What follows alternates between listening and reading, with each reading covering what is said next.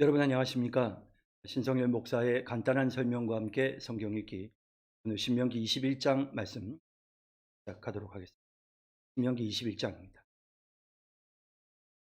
내 하나님 여호와께서 내게 주어 차지하게 하신 땅에서 피살된 시체가 들에 엎드러진 것을 발견하고 그 쳐 죽인 자가 누구인지 알지 못하거든 너희의 장로들과 재판장들은 나가서 그 피살된 곳에 사방에 있는 성읍의 원근을 잴 것이요 그 피살된 곳에서 제일 가까운 성읍의 장로들이 그 성읍에서 아직 부리지 아니한 멍에를 매지 아니한 암송아지를 취하여 그 성읍의 장로들이 물이 항상 흐르고 갈지도 않고 씨를 뿌린 일도 없는 골짜기로 그 송아지를 끌고 가서 그 골짜기에서 그 송아지의 목을 꺾을 것이요 레위 자손 제사장들도 그리로 갈지니 그들은 내 하나님 여호와께서 택하사 자기를 섬기게 하시며 또 여호와의 이름으로 축복하게 하신 자라.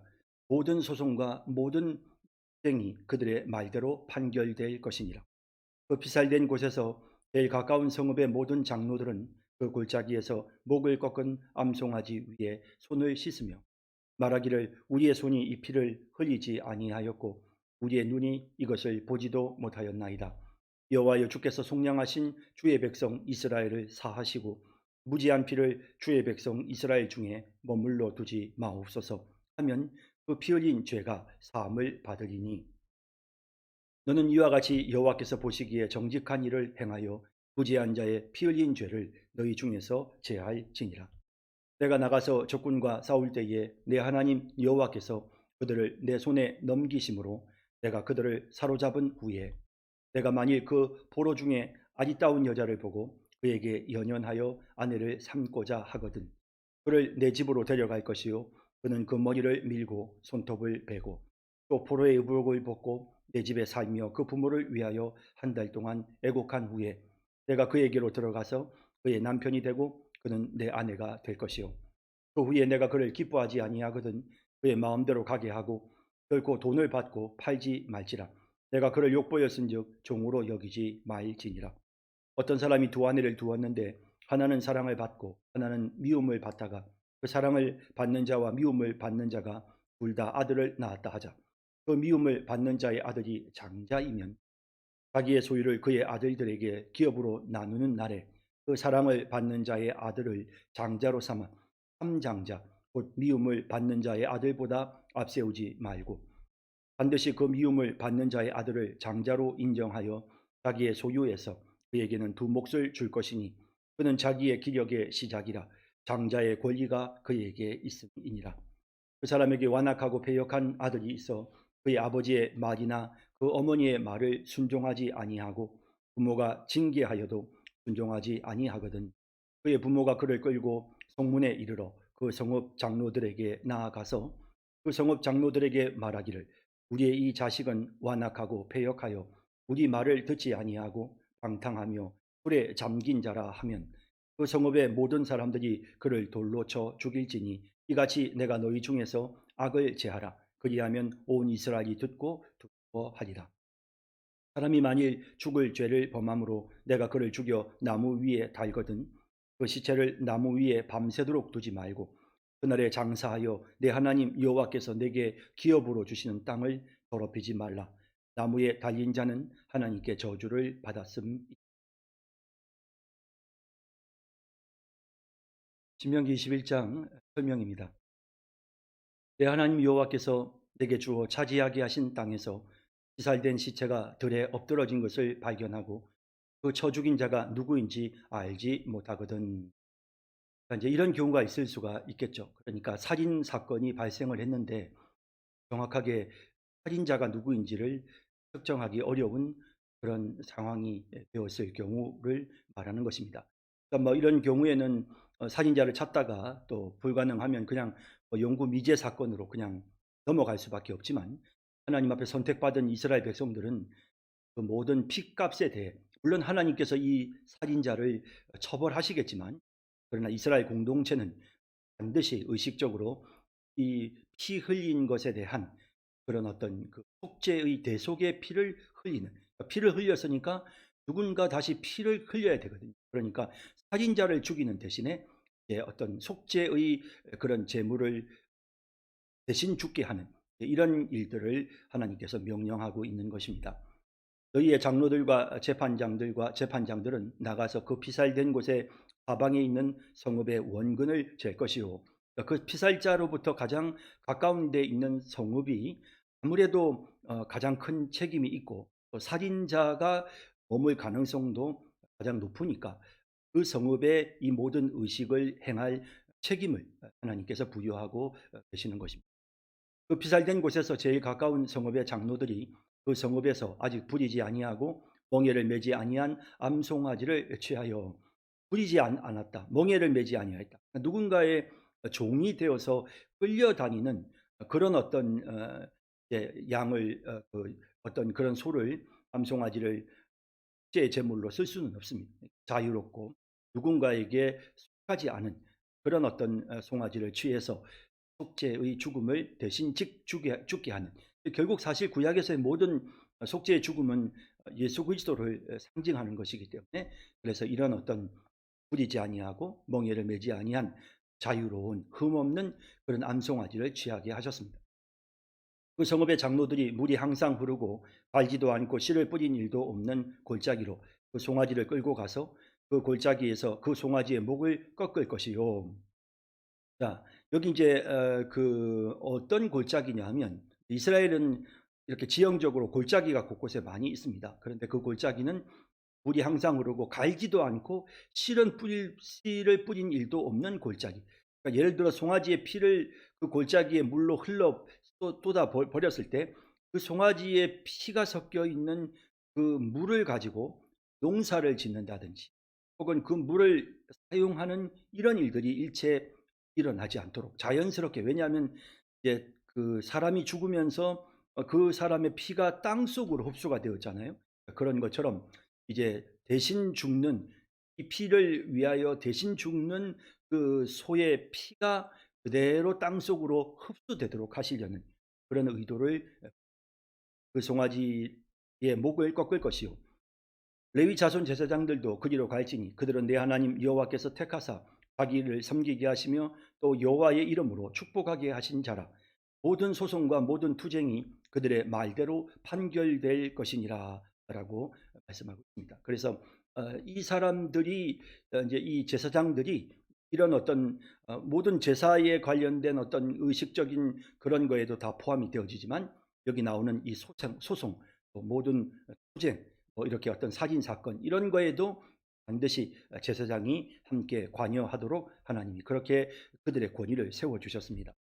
그 피살된 곳에서 제일 가까운 성읍의 모든 장로들은 그 골짜기에서 목을 꺾은 암송아지 위에 손을 씻으며, 이제 손을 씻는다는 것은 우리가 이 죄에 대하여, 이 죽은 자의 피에 대하여 우리는 죄가 없습니다라는 그런 의미죠. 그리고 대신 이제 암송아지의 피를 흘리는 것입니다. 말하기를 우리의 손이 이 피를 흘리지 아니하였고 우리의 눈이 이것을 보지도 못하였나이다. 여호와여 주께서 속량하신 주의 백성 이스라엘을 사하시고 부지한 피를 주의 백성 이스라엘 중에 머물러 두지 마옵소서 하면 그 피 흘린 죄가 사함을 받으리니. 이 피 흘린 죄가 이제 사함을 받는다고 해서 사람을 죽인 그 살인자의 죄가 용서되는 것은 아닙니다. 그것은 하나님께서 원수 갚는 것이 내게 있으니 내가 갚으리라 라고 말씀하시는 하나님에 의해서 직접적으로 이 모든 심판은 시행이 되게 될 것입니다.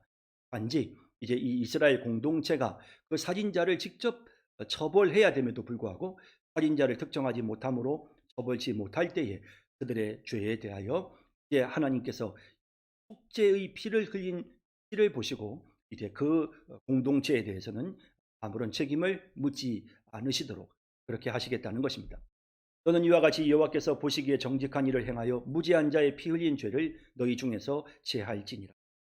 내가 나가서 적군과 싸울 때에 내 하나님 여호와께서 그들을 내 손에 넘기심으로 내가 그들을 사로잡은 후에 내가 만일 그 포로 중에 아리따운 여자를 보고 그에게 연연하여 아내를 삼고자 하거든. 자, 이제 전쟁 중에 포로를 아내로 삼을 수 있었고요. 그런데 우리가 이제 꼭 기억해야 할 것은 하나님께서 이스라엘 백성들에게 가나안 족속들을 멸할 때 이 가나안 족속들은 일종의 엄청난 범죄를 저지르는 제약된 자들이었고, 그들에게는 하나님의 준엄한 심판의 성격으로 이스라엘 전쟁, 이스라엘이 그들을 진멸하는 그런, 마치 살인자를 죽이는 것처럼 마찬가지로 이렇게 범죄한 가나안 족속을 멸하는 것이기 때문에, 그러므로 가나안 족속들은 모두 다 멸해야 되는 것이죠. 그러나 그 가나안 족속들을 제외한 나머지 다른 나라들, 뭐 모압이나 암몬이나 뭐 아람이나 그 이후에 뭐 여러 주변 국가들이 많지 않습니까?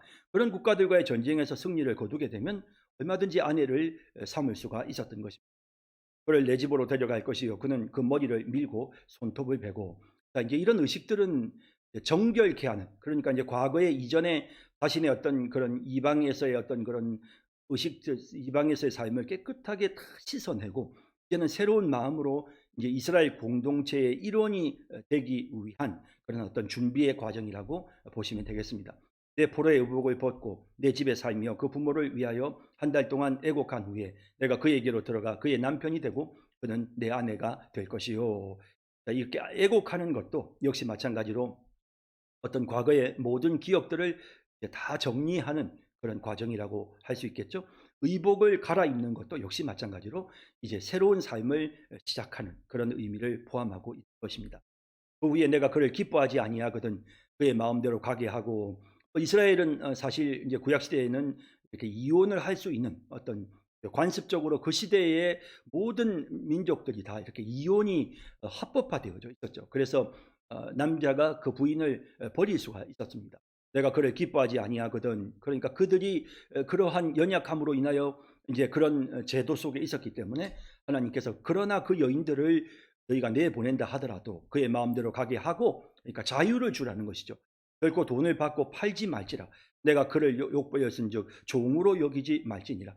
자신의 아내로 삼았던 여인에게 긍휼과 자비를, 물론 헤어지는 상황이 생긴다 하더라도 긍휼과 자비를 베풀 것을 명령하고 있습니다.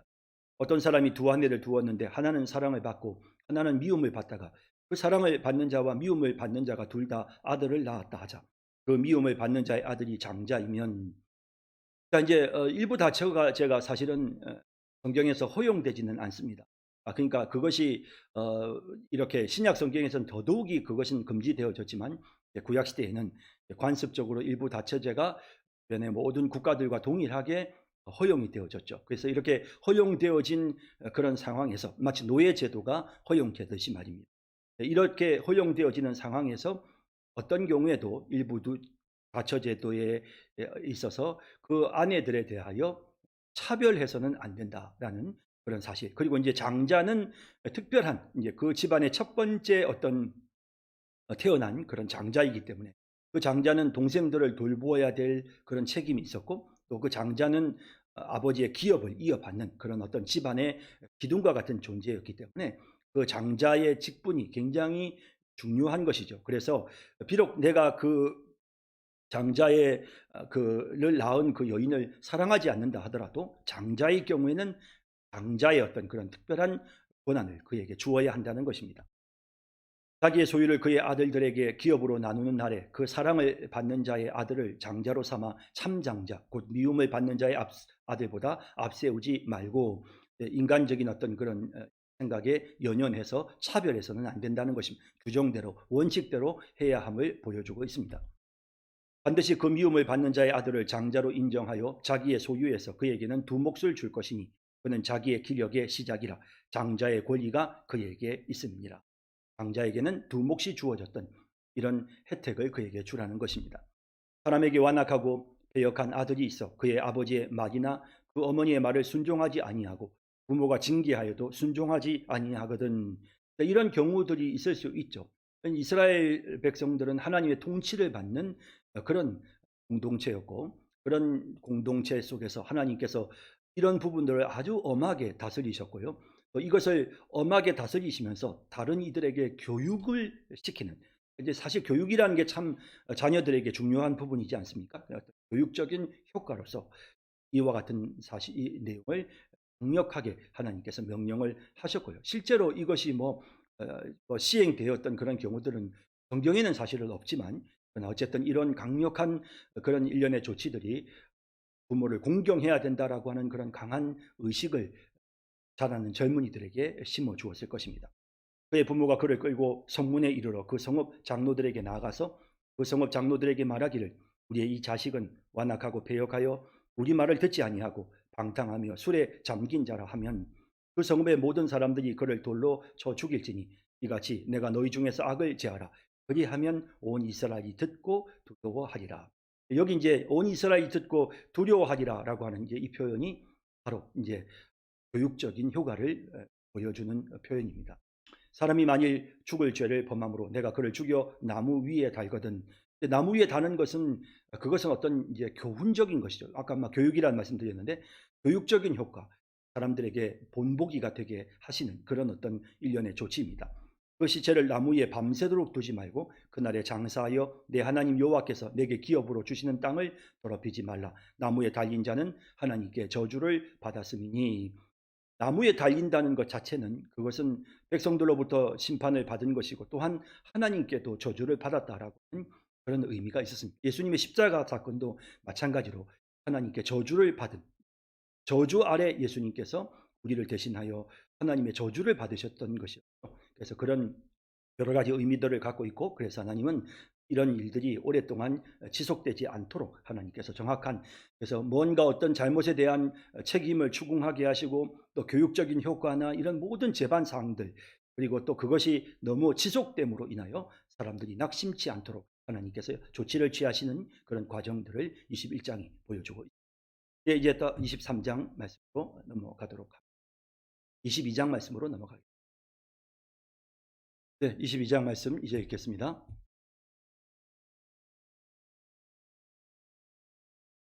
내 형제의 소나 양이 길 잃은 것을 보거든 못 본 채 하지 말고 너는 반드시 그것들을 끌어다가 내 형제에게 돌릴 것이요. 내 형제가 내게서 멀거나 또는 내가 그를 알지 못하거든 그 짐승을 내 집으로 끌고 가서 내 형제가 찾기까지 내게 두었다가 그에게 돌려줄지니 낙이라도 그리하고 의복이라도 그리하고 형제가 잃어버린 어떤 것이든지 내가 얻거든 다 그리하고 못 본 채 하지 말 것이며 내 형제의 낙이나 소가 길에 넘어진 것을 보거든 못 본 채 하지 말고 너는 반드시 형제를 도와 그것들을 일으킬지니라. 여자는 남자의 의복을 입지 말 것이요 남자는 여자의 의복을 입지 말 것이라. 이같이 하는 자는 내 하나님 여호와께 가증한 자이니라. 길을 가다가 나무에나 땅에 있는 새의 보금자리에 새 새끼나 알이 있고 어미새가 그의 새끼나 알을 품은 것을 보거든 그 어미새와 새끼를 아울러 취하지 말고 어미는 반드시 놓아줄 것이요 새끼는 취하여도 되나니 그리하면 내가 복을 누리고 장수하리라. 내가 새 집을 지을 때에 지붕에 난간을 만들어 사람이 떨어지지 않게 하라. 그 비가 내 집에 돌아갈까 하노라. 내 포도원에 두 종자를 섞어 뿌리지 말라. 그리하면 내가 뿌린 씨의 열매와 포도원의 소산을 다 빼앗길까 하노라. 너는 소와 나귀를 결의하여 갈지 말며 양털과 배실로 섞어 짠 것을 입지 말지니라. 너희는 너희가 입는 겉옷의 내기에 술을 만들지니라.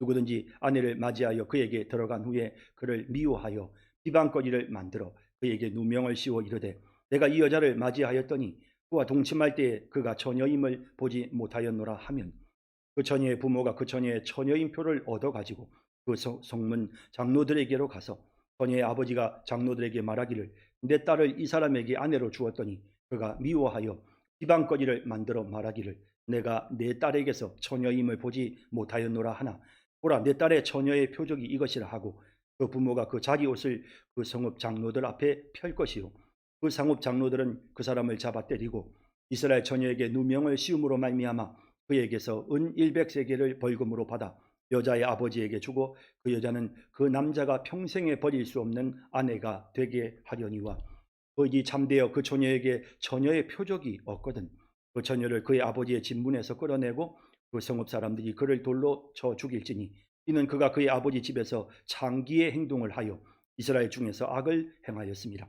너는 이와 같이 하여 너희 가운데서 악을 제할지니라. 어떤 남자가 유부녀와 동침한 것이 드러나거든 그 동침한 남자와 그 여자를 둘 다 죽여 이스라엘 중에 악을 제할지니라. 처녀인 여자가 남자와 역혼한 후에 어떤 남자가 그를 성읍 중에서 만나 동침하면 너희는 그들을 둘 다 성읍 문으로 끌어내고 그들을 둘로 쳐 죽일 것이니 그 처녀는 성 안에 있으면서도 소리 지르지 아니하였으며 그 남자는 그 이웃의 아내를 욕보였습니다. 너는 이같이 하여 너희 가운데서 악을 제할지니라. 만일 남자가 어떤 약혼한 처녀를 들에서 만나서 강간하였으면 그 강간한 남자만 죽일 것이요 처녀에게는 아무것도 행하지 말 것은 처녀에게는 죽일 죄가 없습니다. 이 일은 사람이 일어나 그 이웃을 쳐 죽인 것과 같은 것이라. 남자가 처녀를 들에서 만난 까닭에 그 약혼한 처녀가 소리 질러도 구원할 자가 없었음이니라. 만일 남자가 약혼하지 아니한 처녀를 만나 그를 붙들고 동침하는 중에 그 두 사람이 발견되면 그 동침한 남자는 그 처녀의 아버지에게 은 50세겔을 주고 그 처녀를 아내로 삼을 것이라. 그가 그 처녀를 욕보였은즉 평생에 그를 버리지 못하리라. 사람이 그의 아버지의 아내를 취하여 아버지의 하체를 드러내지 말지니라.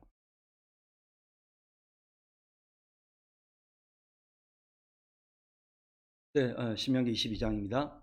내 형제의 소나 양이 길 잃은 것을 보거든 못 본 채 하지 말고 너는 반드시 그것들을 끌어다가 내 형제에게 돌릴 것이요. 내 형제가 내게서 멀거나 또는 내가 그를 알지 못하거든 그 짐승을 내 집으로 끌고 가서 내 형제가 찾기까지 내게 두었다가 그에게 돌려줄지니 함심을 버리고 이웃과 항상 화친하고 또 이웃의 소유를 존중하도록 하나님이 말씀하고 있습니다.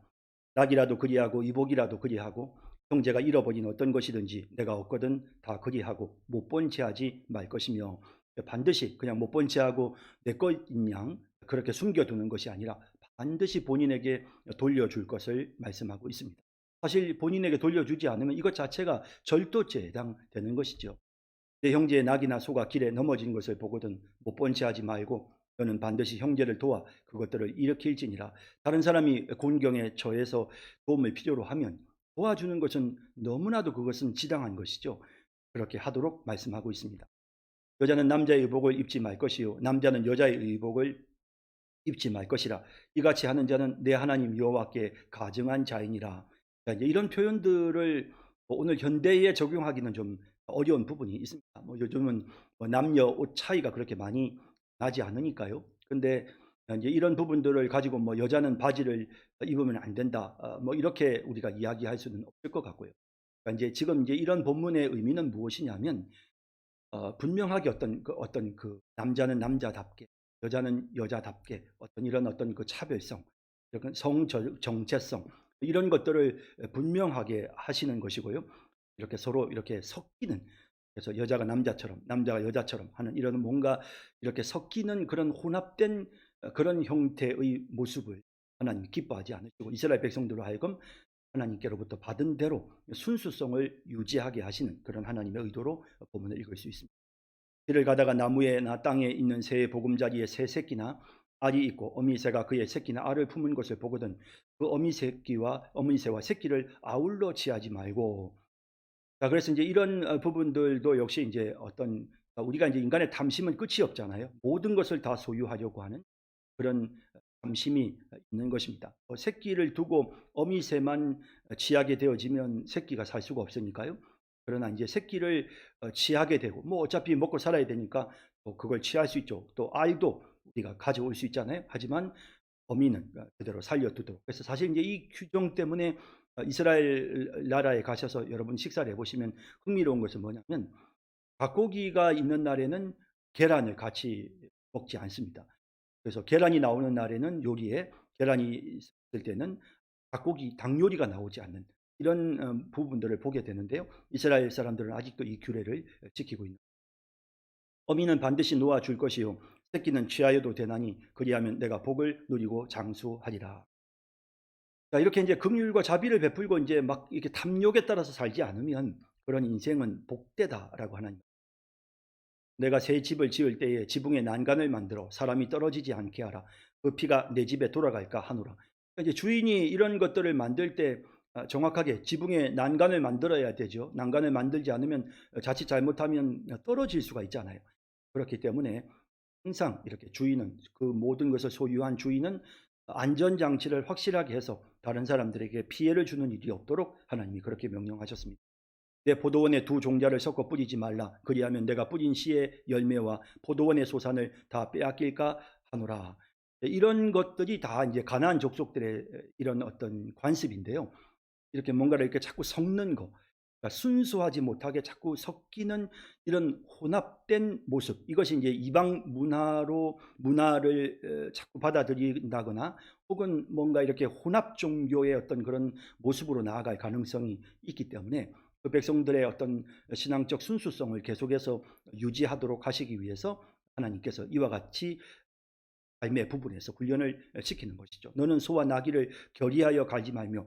소와 나귀가 서로 그 사이즈가 크기가 다른데 다른데 같은 멍에를 함께 메고 이게 이제 가려고 하면 이게 제대로 갈릴 수가 없는 거지 않습니까? 이런 부분들을 통해서 뭔가 어떤 이방 종교와의 또 이방 문화에 대한 어떤 그런 권리하고 순수성을 지키도록 하나님께서 그렇게 삶의 현장에서 훈련을 시키시는 겁니다. 양털과 배실로 섞어 짜는 것을 입지 말지니라. 이것도 마찬가지로 동일하게 혼합 종교를 멀리하시는 하나님의 의도로 그렇게 우리가 본문을 이해할 수 있습니다. 너희는 너희가 입은 겉옷에 내 귀에 술을 만들지니라. 자, 이제 이 겉옷에 술을 만든다는 것은 뭐냐면 이제 뭐 우리처럼 오늘날처럼 이렇게 이제 뭐 옷이 제대로 되어 있던 시대가 아니죠. 그냥 그야말로 이제 이렇게 길다랗게 생긴 조각을 서로 이제 붙여가지고 그래가지고는 이제 목에 구멍을 내고 또 이렇게 바지 발 쪽에 이제 구멍이 나 있는 이런 형태의 옷이잖아요. 그렇다면 이제 옷은 당연히 이제 이렇게 사각형 모양이 되고 여기 위에 머리가 있고 이렇게 밑에 다리가 있으니까. 그랬을 때 이제 이 끄트머리, 요 옷의 어떤 요 가의 가장자리 네 면이죠. 하나, 둘, 밑에 셋, 넷. 요 끄트머리, 요 끄트머리에다가 술을 만들어라라고 말씀하고 있습니다. 그래서 이제 이 술은 이제 그 이후에 이스라엘 백성들이 옷마다 다 이렇게 술을 달게 되는데요. 그냥 이렇게 쉽게 말하면 그 술은 어떻게 생겼냐면 8개의 실을 이렇게 5개의 매듭으로 묶어 가지고 그래 가지고 이제 그걸 여기 한 군데, 두 군데, 세 군데, 네 군데 다는 거죠. 이렇게 이제 달고 있으면 이것을 통해서 '아, 저 사람은 이스라엘 사람이구나.' 누가 봐도 이스라엘 사람이라는 것을 확실하게 보여주는 자신의 정체성을 분명하게 인식하게 하고 또 사실 이제 이 술이 상징하는 것이 어떤 하나님의 계명이거든요, 율법. 그렇기 때문에 이제 백성들이 항상 하나님의 계명을 늘 간직하고 살아야 된다는 의식을 심어주는 것인데요. 이것이 이제 신약 시대에는 너무 과하게 사람들에게 과시하는 그런 외식하는 도구가 되었기 때문에 예수님이 책망하시는 그런 내용들도 기록되어 있습니다. 누구든지 아내를 맞이하여 그에게 들어간 후에 그를 미워하여 비방거리를 만들어 그에게 누명을 씌워 이르되 내가 이 여자를 맞이하였더니 그와 동침할 때 그가 처녀임을 보지 못하였노라 하면 이제 이런 막한 사람도 있을 수가 있겠죠.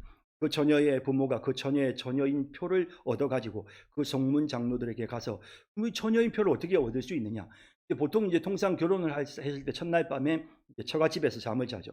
이렇게 이제 처갓집에서 그 여인과 함께 첫날 밤을 보낼 때 그 잠자리에 누웠던 자리 바닥에 이게 그 이불 있지 않습니까? 그 이불을 따로 준비를 해 두는 거죠. 그 장인 장모는 그렇게 준비해서 이제 첫날 밤을 보내고 나서 그 흔적을 그 처녀성을 잃은 그 흔적을 이제 거기에 남아 있는 것을 그걸 고이 잘 간직해 두는 것이죠. 뭐 이건 이제 고대의 이스라엘의 관습이었고요.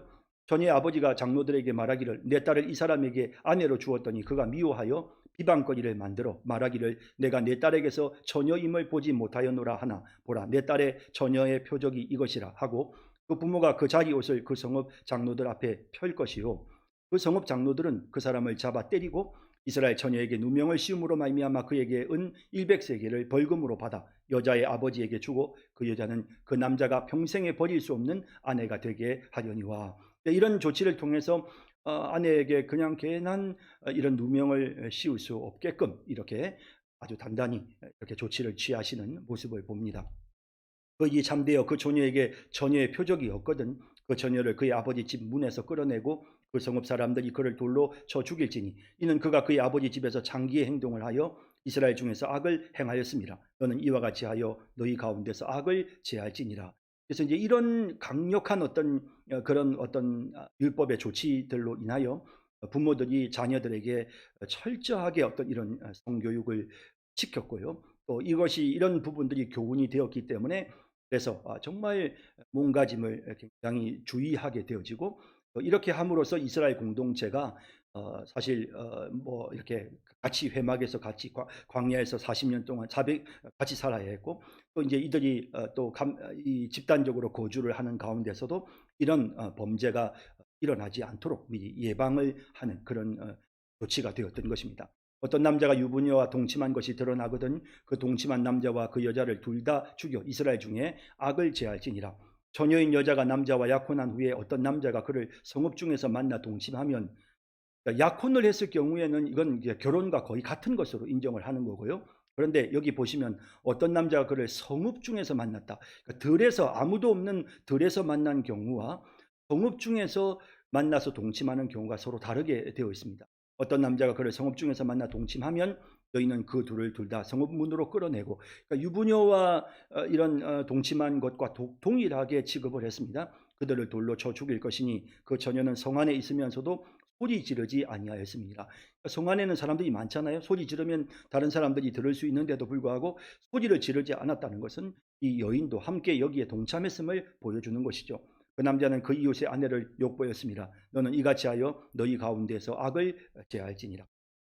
만일 남자가 어떤 약혼한 처녀를 들에서 만나서 강간하였으면 그 강간한 남자만 죽일 것이고, 약혼한 여인, 뭐 유부녀와 동일합니다.